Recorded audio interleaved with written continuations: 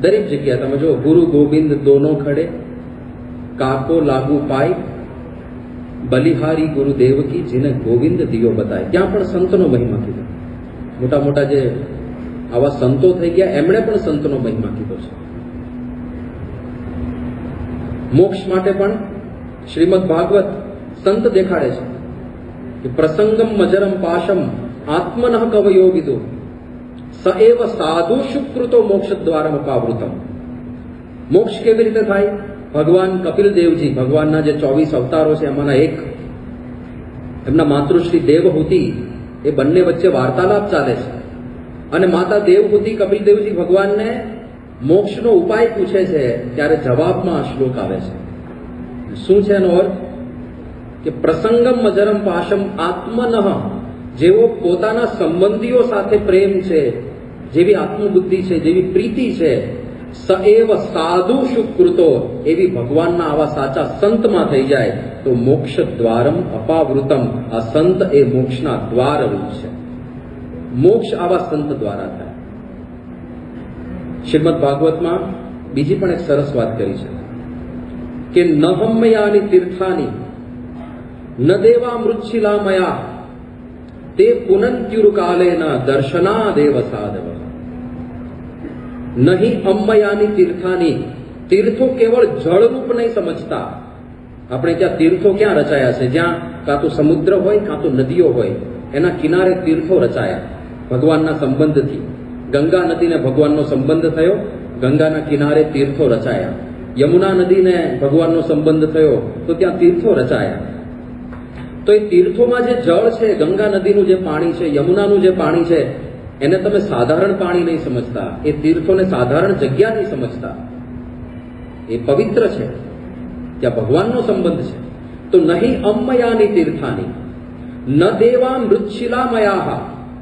દેવતાઓની જે મૂર્તિ હોય છે મંદિરમાં, એને તમે મૃત પથ્થર નહીં સમજતા.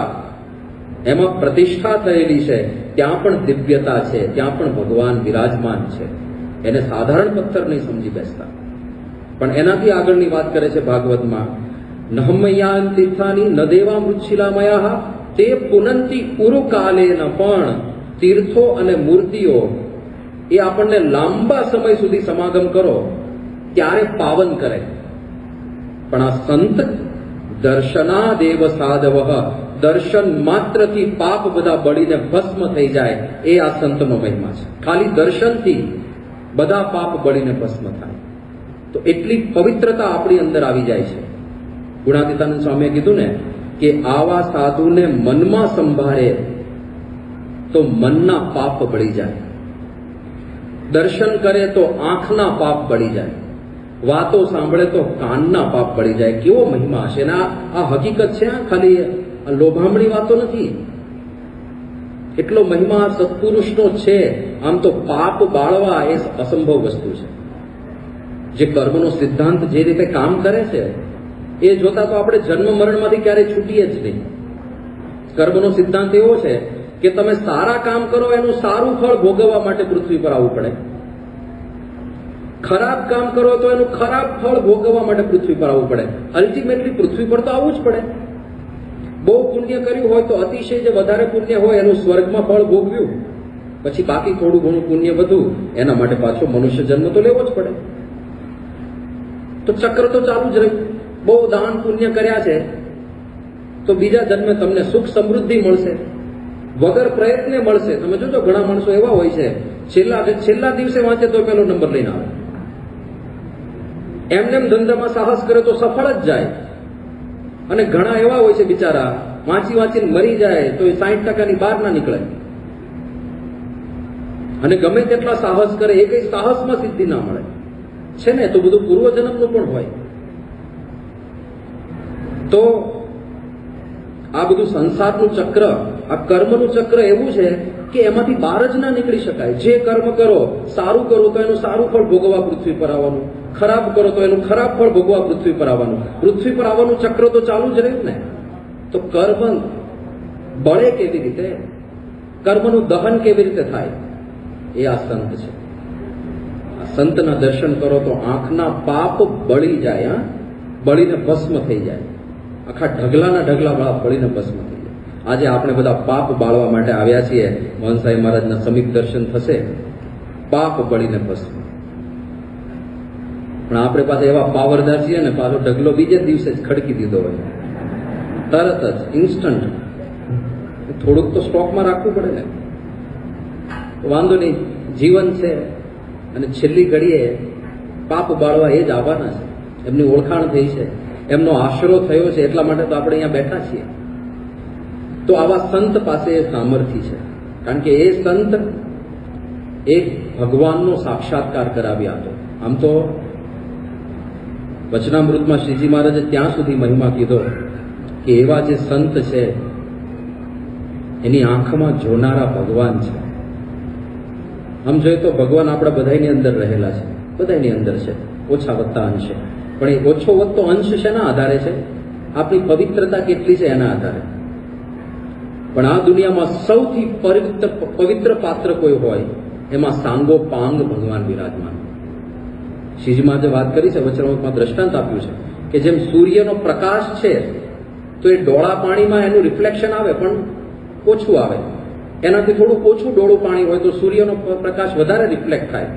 કયું પાત્ર છે એ પ્રમાણે સૂર્યનો પ્રકાશ રિફ્લેક્ટ થાય. અત્યંત શુદ્ધ જળ હોય તો જેમ કાચમાંથી પ્રકાશ રિફ્લેક્ટ થાય એમ સૂર્ય એઝ ઇટ ઇઝ દેખાય છે. એમ આવા સંત એ એટલા પવિત્ર છે તો ભગવાન એમાંથી 16 કળાએ પ્રકાશે છે. એ ભગવત સ્વરૂપ સંત કહેવાય. મહારાજે કે એમની આંખમાં જોનારા ભગવાન છે, એમના પગમાં ચાલનારા ભગવાન છે. આવા સંતની સર્વે ઇન્દ્રિયોમાં ભગવાન વિરાજમાન છે. એ સંતના આજે આપણને દર્શન થવાના છે. સારંગપુરના 10મા વચનામૃતમાં શ્રીજી મહારાજ કે એવા સંતનું દર્શન થયું ત્યારે એમ જાણવું છે મને સાક્ષાત્કાર ભગવાનનું દર્શન થયું. આજે એ મહિમા સમજીને આપણે દર્શન કરવાના છે. સાક્ષાત્કાર ભગવાનનું દર્શન. અંત્યના 26મા વચનામૃતમાં મહારાજ વાત કરે છે કે મન ઇન્દ્રિયોને દાબીને વર્તે એવા જે સંત તેને મનુષ્ય જેવા ન જાણવા, તેને દેવ જેવા પણ ન જાણવા. કારણ કે દેવ કે મનુષ્યને વિશે આવી ક્રિયા હોય નહીં. મન અને ઇન્દ્રિયોને દાબીને વર્તવું એ સાધારણ મનુષ્યનું કામ નથી. સામે મસાલા ઢોસા પડ્યા હોય કે ભાજી પાઉં પડ્યા હોય અને ખાવાનો સંકલ્પ ના થાય, ઇઝ ધેટ પોસિબલ? એ આ સંત કરી શકે છે. તો મન અને ઇન્દ્રિયો પોતાના વશમાં હોય. શ્રીજી મહારાજ કે એવા સંતને મનુષ્ય જેવા નહીં જાણતા, એમને દેવ જેવા પણ નહીં જાણતા. એ સંત મનુષ્ય છે, એટલે કે મનુષ્યના શરીરમાં છે, મનુષ્ય સ્વરૂપે છે, પણ તો પણ સાક્ષાત ભગવાનની પેઠે સેવા કરવા યોગ્ય છે. એવા સંતના આજે આપણને દર્શન થવાના છે. રામાયણની અંદર સંત મહિમા આટલો જ. હું કહું છું ને, બધા શાસ્ત્રોની વાત છે.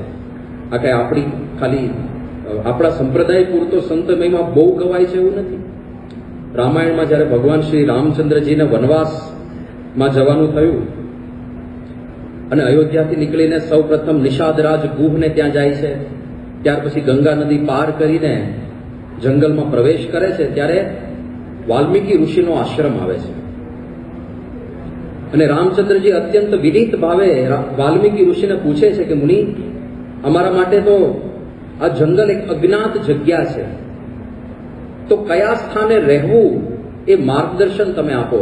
કારણ કે વાલ્મીકી મુનિ ત્યાં જ વસતા હતા, એમનો આશ્રમ ત્યાં હતો, તો એમને ખબર હોય જંગલ કે કઈ જગ્યાએ જંગલી જનાવર ઓછા આવતા હોય, કઈ જગ્યાએ ખાવા પીવાની વ્યવસ્થા થઈ શકે નજીકમાં, એવા ફળ ફૂલ કે બગીચા મળી રહે, કઈ જગ્યાએ નજીકમાં નદી હોય જેથી સ્નાનાદિક વ્યવસ્થા આસાનીથી થઈ જાય. તો રામચંદ્ર ભગવાન વાલ્મીકીજીને પૂછે છે કે અમારે ક્યાં નિવાસ કરવો પ્રભુ, એ બતાવો. વાલ્મીકી મુનિ પહેલા તો કહે છે કે પ્રભુ શું કહો છો, આ દુનિયાની અંદર એવી કઈ જગ્યા છે જે આપનો નિવાસ નથી? આપ તો સર્વત્ર છો, ચરાચર સૃષ્ટિમાં. પણ છતાંય તમે જ્યારે પૂછો છો ત્યારે સુનહુ રામ અબ કહુ નિકેતા, જસ જહાં બસૌ સિય લખન સમેતા. હે પ્રભુ સાંભળો, અબ કહુ નિકેતા, હવે હું તમને સ્થાન બતાવું. નિકેતા એટલે ઘર. હું તમને એવું સ્થાન બતાવું જ્યાં તમારે જહાં બસહુ સિય લખન સમેતા, તમારે તમારા ઉત્તમ ભક્ત અને મુક્તો સાથે કોઈ જગ્યાએ રહેવું હોય તો એક સ્થાન હું તમને બતાવું છું. અને ત્યાર પછી કોઈ ફિઝિકલ જગ્યાની વાત નથી કરતા વાલ્મીકી ઋષિ, પણ એક વ્યક્તિની વાત કરે છે. કોની વાત કરે છે? લક્ષણો બતાવે છે કે જીન કે શ્રવણ સમુદ્ર સમાના, જેના કાન એ સમુદ્ર સમાન હોય. અને સમુદ્ર એ કાન સ્વરૂપ હોય તો સમુદ્રમાં જેમ નદીઓ વિલીન થઈ જાય છે ને, તો કથા તુમ્હારી, આપની કથા, સુભગ સરિનાના, કે જુદી જુદી નદીઓ છે. તમે જુઓ દુનિયાની અંદર નાની મોટી હજારો નદીઓ છે, અને હજારો નદીઓ સમુદ્રની અંદર આખો દિવસ વહ્યા કરે તો એ સમુદ્ર ક્યારેય છલકાતો નથી, ક્યારેય તૃપ્ત નથી થઈ જતો. એમ એ સંત કેવા હોય કે ભગવાનની કથા એમના કાનમાં સંભળાય, એ ક્યારેય એનાથી એમને તૃપ્તિ ના થાય. આ લક્ષણ આપણે પ્રમુખ સ્વામી મહારાજમાં પણ જોયું, વર્તમાન કાળે મહંત સ્વામી મહારાજમાં પણ જોઈ રહ્યા છીએ. નિરંતર કથા વાર્તાનું જોયું. વર્ષો સુધી મહંત સાહેબ મહારાજની પ્રકૃતિ આપણે નિહાળી છે, કથા વાર્તા કથા વાર્તા કથા વાર્તા. પ્રમુખ સ્વામી મહારાજ તો ભોજન વખતે પણ કથા વંચાતી હોય. ખાલી ભોજન વખતે કથા વંચાય એમાં એમણે યોગીજી મહારાજનું જીવન ચરિત્ર 11 વખત સાંભળી લીધું. તો આવા સંત પછી આગળ વાલ્મીકી ઋષિ ઘણા બધા લક્ષણોની વાત કરે છે કે આવા જે સંત દેખાય, કામ કોહ મદ માનન મોહા લોભન છોભન રાગન દ્રોહા जिनके कपट दंभ नहीं माया तिनके हृदय बसहूं रघुराया. કામ કોહ મદ માન ન મોહા, જેની અંદર કામ ના હોય, જે ક્યારેય પોતાના માટે ક્રોધિત ના થઈ જતા હોય, અહંકાર ના હોય, મોહ ના હોય. जिनके कपट दंभ नहीं माया, જે ક્યારેય કોઈ સાથે કપટ ના કરતા હોય, જે દંભી ના હોય, જેમની અંદર માયાનો લેશ ના હોય, એવા જે સંત હોય એના હૃદયમાં તિનકે હૃદય બસહું રઘુરાય, હે રઘુરાય, એવા સંતના હૃદયમાં આપણે નિવાસ કરવો જોઈએ. તો આ જે સંત જેના દર્શન કરવા આજે આપણે આવ્યા છીએ, ગુરુદેવ મહંત સ્વામી મહારાજ, એમનું હૃદય એટલું પવિત્ર છે, જેમાં કોઈ વાસના નથી, જેમાં કામ ક્રોધાદિક વિકારોને કોઈ સ્થાન નથી, જે પરમ દિવ્ય છે, જે અનાદિ પરિશુદ્ધ છે, જ્યાં સાક્ષાત ભગવાનનો નિવાસ છે. અને એટલા માટે લોકો આકર્ષાય છે, એટલા માટે પરિવર્તનો થાય છે. એમના દર્શન માત્રથી પ્રેરણા મળી જાય છે લોકોને, જીવન જીવવાનું એક નવું બળ પ્રાપ્ત થઈ જાય છે. સંત એના હૃદયમાં ભગવાન બેઠા છે એટલે એ ઓજ જ જુદું હોય, એ તેજ જુદું હોય, એમની આજુબાજુની દિવ્યતા જુદી હોય. સંકલ્પ માત્ર શમી જાય, લોકો કંઈક વિપરીત સંકલ્પ કરીને આવ્યા હોય એના પણ સકારાત્મક સાકાર સંકલ્પ થઈ જાય. એ આ સંતનો પ્રભાવ છે. તો આવા સંત, બીજો મહિમા શું છે આ સંતનો, કે એમના માટે આપણે કંઈક અલ્પ કર્યું હોય ને એનું પણ મહદ ફળ આપણને પ્રાપ્ત થાય. એ આ સંત છે, જે કોઈના માટે મોડો સંકલ્પ નથી કરતા, અલ્પનું પણ મહદ ફળ પ્રાપ્ત થાય. હું તો એક્સ્ટ્રીમ પ્રસંગ કહેવા માંગુ છું. શ્રીજી મહારાજના વખતમાં મહારાજે જેતલપુરમાં મોટો વિષ્ણુ યાગ કરેલો.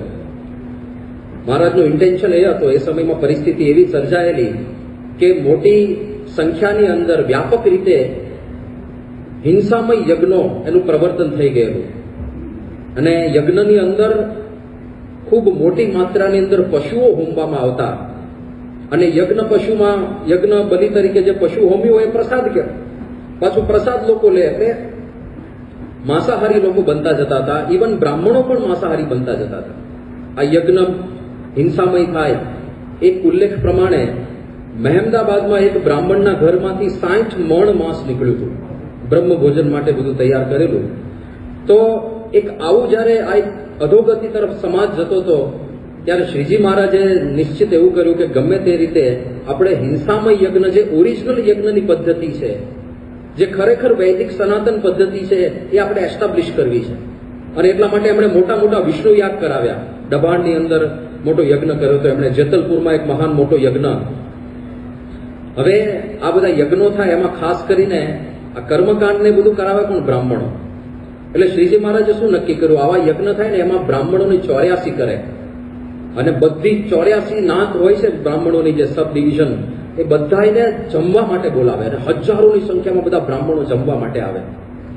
અને મૂળ તો એ બધાને નિમંત્રિત કરવાનો ઉદ્દેશ્ય એ કે એ લોકો જુએ કે યજ્ઞ કરવાની સાચી પદ્ધતિ આ છે, જેથી કરીને આગળ જતા આવા યજ્ઞોનું પ્રચલન વધે. અને એ થઈ રહ્યું હતું. પણ દરેક જગ્યાએ દુનિયામાં બે પ્રકારના માણસો હોય. અમુક લોકો સાચી વાત તરત સમજી જાય અને અમુક લોકોને ખબર હોય કે આપણે ખોટા માર્ગે છીએ, છતાંય ડીંડવાનું પકડી રાખે. એવા માણસો તમને મળવાના જ છે અને આખી દુનિયામાં છવાયેલા જ હોય. હવે શ્રીજી મહારાજે અહિંસામય યજ્ઞનું સ્થાપન કર્યું, પણ છતાં અમુક લોકોને મનાતું નહોતું, વિરોધ કરતા હતા. તો જેતલપુરમાં યજ્ઞ ચાલતો હતો, એ દરમિયાન કેટલાક બ્રાહ્મણો વિરોધ કરવા આવ્યા. એમણે કીધું કે આ યજ્ઞ તમે કરો છો એ શાસ્ત્ર વિરુદ્ધ છે, તો શાસ્ત્રાર્થ કરો અમારી સાથે.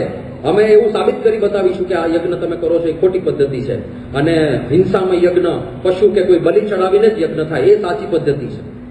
શ્રીજી મહારાજે કીધું કશો વાંધો નહીં, અમારા હરિભક્તો સાથે તમે ચર્ચા કરો, આપણે શાસ્ત્રાર્થ ગોઠવીએ.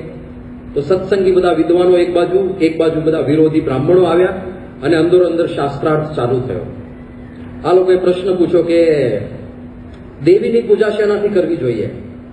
હવે આપણે ત્યાં હિન્દુ ધર્મની અંદર નેગેટિવ એનર્જીથી માંડીને ડાર્ક મેજિક, કાળા જાદુથી માંડીને તંત્ર મંત્રથી માંડીને મોક્ષ સુધીનું આખું સ્પેક્ટ્રમ છે વિશાળ. અને વિશાળ સ્પેક્ટ્રમમાં તંત્ર મંત્ર, બલિ એ બધો પણ એક ભાગ છે. પણ એ બધા છે ને એ કનિષ્ઠ દેવતાઓ કહેવાય. એ દેવી દેવતાઓ એવા પણ છે, પણ એને જ આપણે મેલી વિદ્યા કહે છે ને, એ મેલા દેવી દેવતા છે. તો એની એવી રીતે પૂજાની પદ્ધતિ કદાચ પ્રચલિત છે પણ ખરી. પણ અહીંયા આગળ જ્યારે સાત્વિક સાધના તમે કરો, જ્યારે ભગવાન પાસે મોક્ષની સાધના કરો, ત્યારે એને સ્થાન નથી ને. એમાં તો લોકોને ઉલટાનું બંધન થાય છે, લોકો લક્ષચોરેશમાં પડે છે, એનાથી વધારે દુઃખી થાય છે. એનાથી સ્વર્ગમાં તો ગતિ નથી થતી, પણ વધારે ને વધારે અધોગતિ થતી જાય છે. તો અહીંયા આગળ ચર્ચા જ્યારે એવી નીકળી કે દેવીની પૂજા શેનાથી કરવી જોઈએ. આ બાજુ સત્સંગી બ્રાહ્મણોએ શાસ્ત્રોના બધા કોટેશન ટાંકીને કીધું કે દેવી એ પરમાત્માની શક્તિ છે, શક્તિ સ્વરૂપા છે.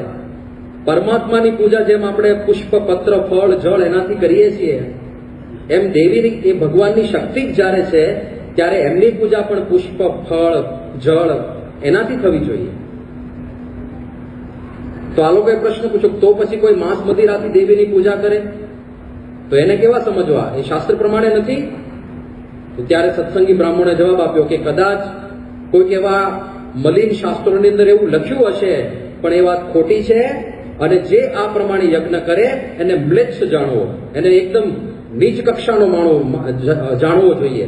હવે આ જયારે વાત કરી, શ્રીજી મહારાજ પાસે શું લાઉડસ્પીકરનું કામ કરતા હતા, એનહાન્સ કર્યું. આ જેવું આ પ્રસ્થાપન થયું એટલે મહારાજે તાળી પાડીને બધા સભાજનોનું ધ્યાન આકર્ષિત કરીને બધું સાંભળો સાંભળો, આપણા સત્સંગી બ્રાહ્મણોએ શાસ્ત્રને આધારે એવું પ્રસ્થાપિત કરી દીધું છે કે જે લોકો માંસ મદિરાથી યજ્ઞ કરે એ બધાને અત્યંત નીચ કોટીના જાણવા. હવે આવું જયારે કીધું ત્યારે આ બ્રાહ્મણોને જાહેરમાં અપમાન, કોઈક વ્યક્તિગત અપમાન કરે ને કદાચ સહન થઈ જાય, પણ 5-25 હાજરીમાં કરી જાય ને એ સહન ના થયા. એ એવું લાગી જાય હાડોહાડ. એટલે આ લોકોને ભર સભામાં આવું કહી દીધું એટલે ત્યાંથી તો ઉઠીને જતા રહ્યા. પણ પછી આલોચ આ જ ચાલે કે કેવી રીતે આપણે વિરોધ કરીએ, કેવી રીતે ખોટું દેખાડીએ, ગમે તેમ કરીને શું કરીશું. એટલે એ લોકોએ કીધું કે આ લોકો મહા મોટો આખો યજ્ઞ આરંભ્યો છે અને રોજ હજારો બ્રાહ્મણોને જમાડે છે. જો રસોઈ ખૂટે ને તો ફજેતી થાય. એટલે આપણે ગમે તેમ કરીને રસોઈ ખૂટવાડી દો. રસોઈ ખૂટશે પછી આપણે હોબાળો કરીશું, ચારે બાજુ આ બધું મંડપ બંડપ તોડી નાખીશું, તોડફોડ કરીશું અને બહાર જઈને આપણે અપપ્રચાર પણ એટલો જ કરીશું કે આ બધું મોટા ઉપાડે આ લોકોએ યજ્ઞનું આયોજન કર્યું, કોઈ વ્યવસ્થા તો હતી નહીં, કઈ દિવ્યતા જેવું તો છે નહીં. અને જો ખરેખર ભગવાન હોય, દિવ્યતા હોય તો રસોઈ ખૂટે થોડી. આવો બધો અપપ્રચાર, આવું બધું પ્લાનિંગ કર્યું. પછી લોકોએ પાછું મીટિંગ કરીને ડિટેલિંગ કર્યું કે ભાઈ બધી રસોઈ ખૂટવાડવી તો અઘરી છે, આ લોકો વેલ પ્લાન્ડ છે. 6 મહિના સુધીનું બધું સીધું ભરીને બેસે ને એ પ્રકારનું આયોજન કરે એવા છે આ બધા. તો આપણે એક વસ્તુ પર ફોકસ કરો, ઘી. બ્રાહ્મણો હોય એટલે લાડુ તો બનતા જ હોય અને મુખ્ય ભોજન જ લાડુ હોય. તો ઘી ખૂટી જાય ને તો લાડુ બનશે નહીં. લાડુ માટે ઘી નહીં હોય તો આપણે પછી તોડફોડ કરીશું, ખરાબ દેખાડીશું.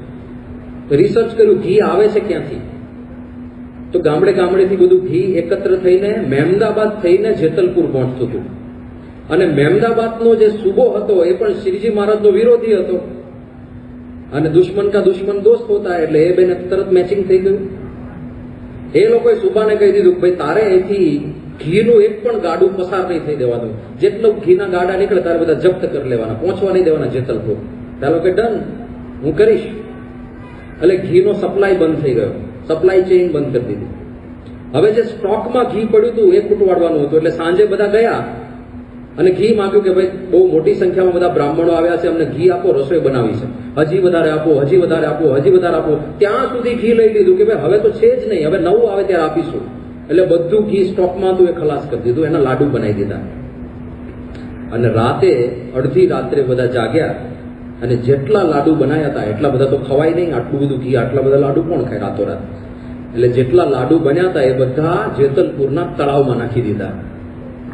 હવે સવારે પરિસ્થિતિ કેવી છે?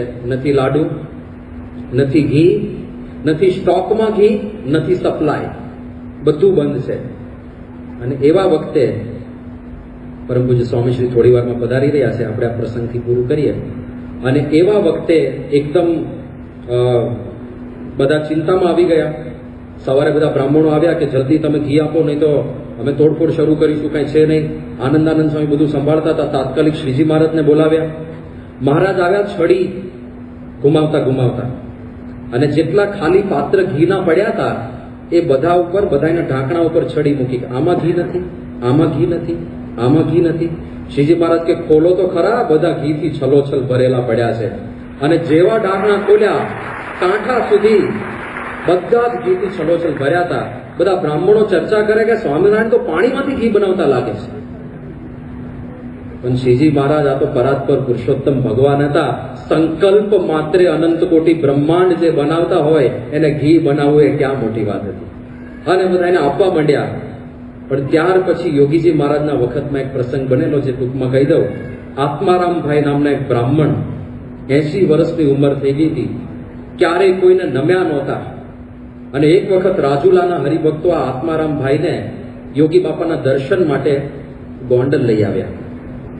હવે આ આત્મારામભાઈ અત્યંત સ્વાભિમાની વ્યક્તિ હતા, શાસ્ત્રના જાણકાર, અત્યંત વિદ્વાન. 40 વર્ષથી રાજાને ત્યાં એનું સીધું આવે ને કમાવા નહીં જવાનું. પણ ગામમાં ગમે તેટલો મોટો માણસ આવે, આત્મારામભાઈ ક્યારેય કોઈને મસ્તક ના નમાવે. કોઈ એમને એમ કે યોગી બાપાના દર્શને આવો તોય ના પાડે હાથ જોડીને, નહીં મને કોઈ સાધુ બાવા સંન્યાસીમાં રસ નથી. પણ એકવાર રાજુલાના હરિભક્તો બહુ મહિમા કહીને એમને ગોંડલ લઈ આવ્યા યોગી બાપા પાસે. અને યોગી બાપા રાખ રખાવટમાં તો યોગી બાપાને કોઈ પહોંચે. યોગી બાપા તો ગાદી તકિયા નંખાવે, મોટા વિદ્વાન આવ્યા છે, બેસાડો, ગાદી તકિયા નંખાવે, વાત કરો તમે બધા, કંઈક જ્ઞાનની વાત કરો. એટલે એને તો માન સન્માન મળ્યા, હાર તોરા થાય, મજા આવી ગઈ. અને ત્યાં રહ્યા, પણ એ રહ્યા એ દરમિયાન એમણે જોયું કે યોગી બાપા કોઈ સાધારણ સંત નથી. શાસ્ત્રમાં જે સંતના લક્ષણ કીધા છે આ એ મહાપુરુષ છે. અને એક દિવસ યોગી બાપા પૂજા કરતા હતા, આ આત્મારામભાઈ ત્યાં આવ્યા.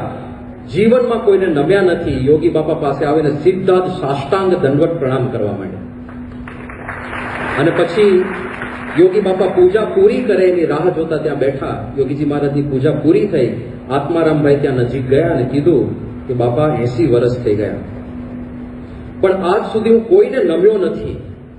પણ આપ જેવા સંત પાસે અનાયાસે મારું મસ્તક નમી જાય છે કે સ્વામી આપનો ને મારો એવો પૂર્વનો કયો સંબંધ છે જેથી આપ જેવા સંત મને ઓળખાઈ ગયા. અને ત્યારે યોગી બાપા લટકું કરીને બોલ્યા એમની સ્ટાઇલમાં કે ગુરુ, જેતલપુરમાં શ્રીજી મહારાજે યજ્ઞ કરેલો અને એ યજ્ઞમાં કેટલાક વિરોધી બ્રાહ્મણોએ લાડવા તળાવમાં ફેંકી દીધા. યોગી બાપા કે એ બ્રાહ્મણોમાં એક તમે પણ હતા, એ પુણ્યના પ્રતાપે તમને અમારો યોગ થયો છે. હવે આ કેવી વાત છે. આમણે તો વિરોધ કરવા માટે લાડવા ફેંક્યા હતા ને, પણ ગુણાતીતાનંદ સ્વામી કે જાણે અજાણે પણ જે સ્વામિનારાયણ નામ લેશે એનું પણ આપણે કલ્યાણ કરવું પડશે. એટલે આ એવા સંત છે જેનો કોઈ વિરોધ કરે ને તોય એનું કલ્યાણ થાય. તો આપણે તો દર્શન કરવા આવ્યા છીએ, આપણું તો પરમ કલ્યાણ નિશ્ચિત છે. તો એવા ગુરુહરિ મહંત સ્વામી મહારાજ થોડી જ ક્ષણોમાં પધારી રહ્યા છે. ખાસ આજે શ્રોતાજનોની અંદર આપણે ત્યાં જે શતાબ્દીમાં બધી સમયાની તૈયારી ચાલે છે એની જમીન ઘણા બધા ખેડૂતોએ પોતાની સમર્પિત કરી છે.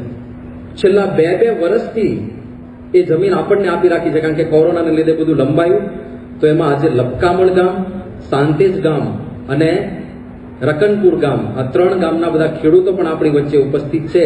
તો આપણે એમનું પણ સ્વાગત કરીએ છીએ અને સાથે સાથે ખાસ ભગવાનના ચરણોમાં એ પણ પ્રાર્થના કરીએ કે જ્યારે આ સંતનો મહિમા છે, જે સંતના હૃદયમાં ભગવાન વિરાજમાન છે, એવા પ્રમુખ સ્વામી મહારાજના શતાબ્દી માટે તમે આ જમીનની સેવા કરી છે, એટલે ભગવાન બધા ખેડૂતોને સવાયું આપે એવી પ્રાર્થના સાથે હવે મહંત સ્વામી મહારાજની આપણે પ્રતીક્ષામાં જોડાઈએ.